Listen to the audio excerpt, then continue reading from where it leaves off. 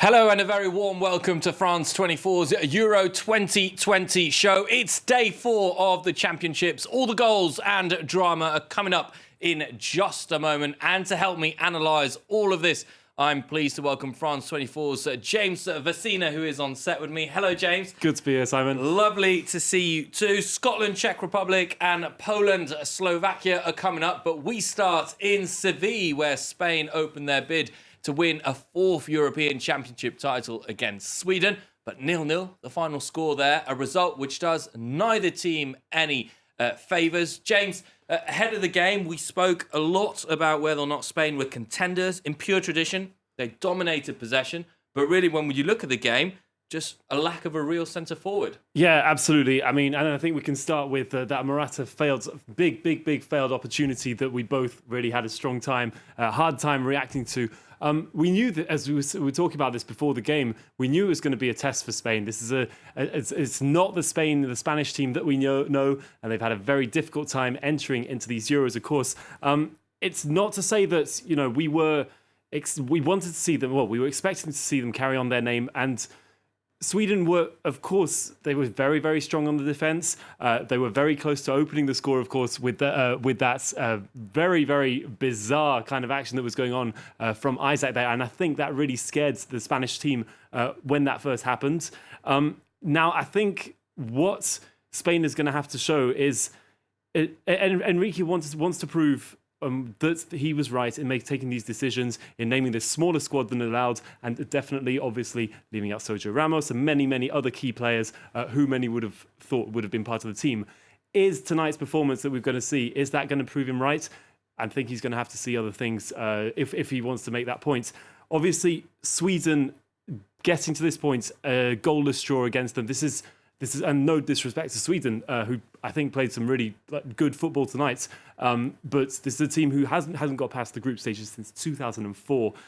If Enrique wants to carry on the Spanish name, with, of course, following on from that golden era and their great titles from before, then they're going to have to go push much, much harder in the next games. Yeah, perhaps two points dropped there by the Spanish. And that result, coupled with Slovakia's victory over Poland early on Monday, really means that the group is wide open. Let's take a look at the standings in Group E, which at the moment are, of course, Slovakia top with 3 points, Spain and Sweden second with 1, Poland with nothing. But it's all very open still. Very hard to call who will qualify at this point, isn't it? Or are Slovakia's now the favourites to somehow go through? It is. When we look at it, I mean, Slovakia on top, that wasn't something that we were expecting definitely earlier on tonight.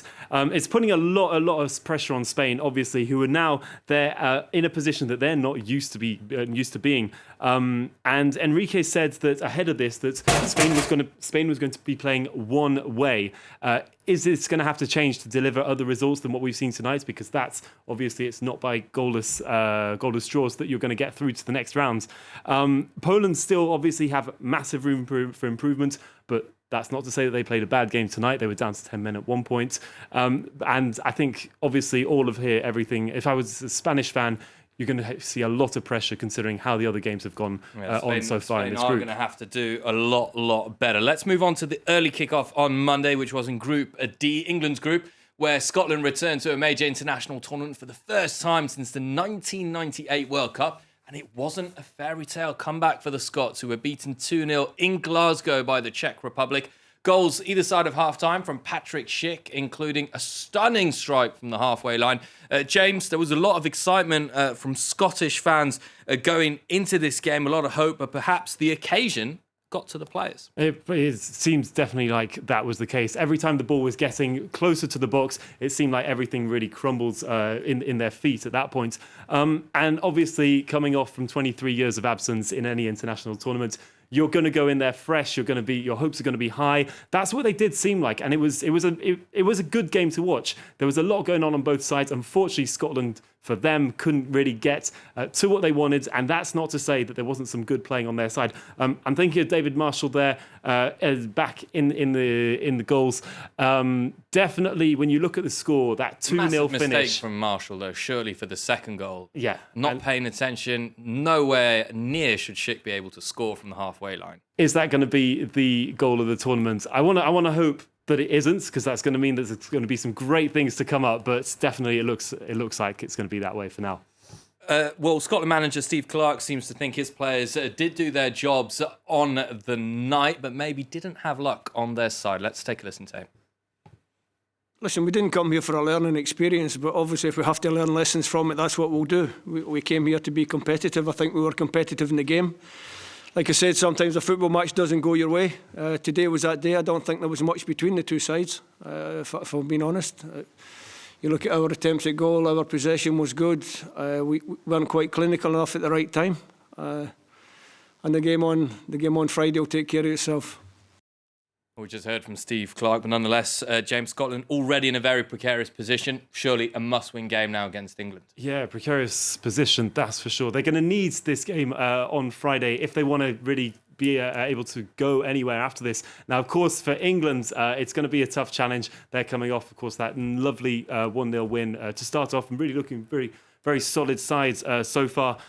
We can expect both teams, of course, with the rivalry to go full into this match. On Scotland's one side to stay above, and for England, of course, if they can get this secure this early place in the next round, well, that's all the best for them. I wonder if we can have perhaps a very quick look at the standings in Group D, just to see how everything is poised at the moment. England, I believe, are just behind the Czech Republic on goal difference. Yes, 3 points, and then Croatia and Scotland. Bearing in mind, Czech Republic next play against Croatia, England, Scotland, of course, on Friday. Those games to follow. Let's move on into our final segment of this show. Talk about Les Bleus. Favourites, France, start their European campaign against arch rivals Germany. What can we say about this French team littered with stars? Mbappe, Pogba, Kante, and now also Benzema. Are they the clear favourite, or are they going to struggle in this group? Of course, looking from it, we're here in France and we hear there's a lot of encouragement behind them. But I think you look at it on paper and you look at it from anyone around, they is going to say that France, clear favourites, the team, stellar team all the way through. Now, obviously, they're going to be here wanting to add on to their title from the World Cup win, of course. That doesn't mean that they're not in a difficult squad to start off with. Of course, that group of death, bringing with it challenges, and they're going to be starting, of course, with that clash against Germany that will bring them into the tournament straight away. Let's not forget, though, their stellar start in the friendlies. I think we can all remember that lovely bicycles kick from Griezmann that started off with it. This isn't just showing that France is ready for the Euros. This is that France is coming in. They're comfortable. They're here to put on a show on the pitch, not just to win. You mentioned Germany there, James. Quickly, let's talk about them because they are, it is Germany we're talking about here, but perhaps it isn't really. Knocked out in the group stage of the last World Cup, suffered the heaviest defeat in history back in November against Spain, 6-0. Has the Mannschaft lost their fear factor? Well, they've also got a bit of a revenge to get on France, of course, because there was that 2-0 loss in the Euros back in the semi-final last time. So this is going to be pretty much trying to get their own back on France, of course. Joachim Low, obviously the end of an era for him. We already know he's going to be departing.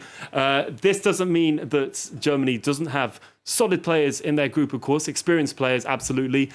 We can think, obviously, Neuer in the back there will be providing a huge resistance for Germany, and that's going to be something that France, even though they've got these great forwards, is going to have to be it's going to have to try and go around.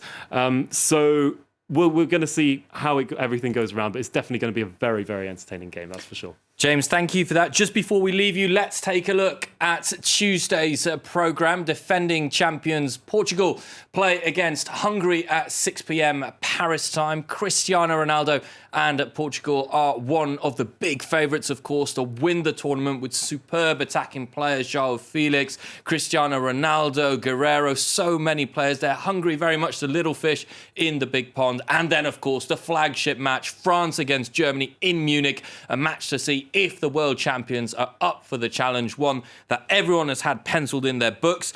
James Versina will be there to cover those games. Thank you very much for joining us for the Euro 2020 show. For now, do stay tuned to France 24. Bye-bye.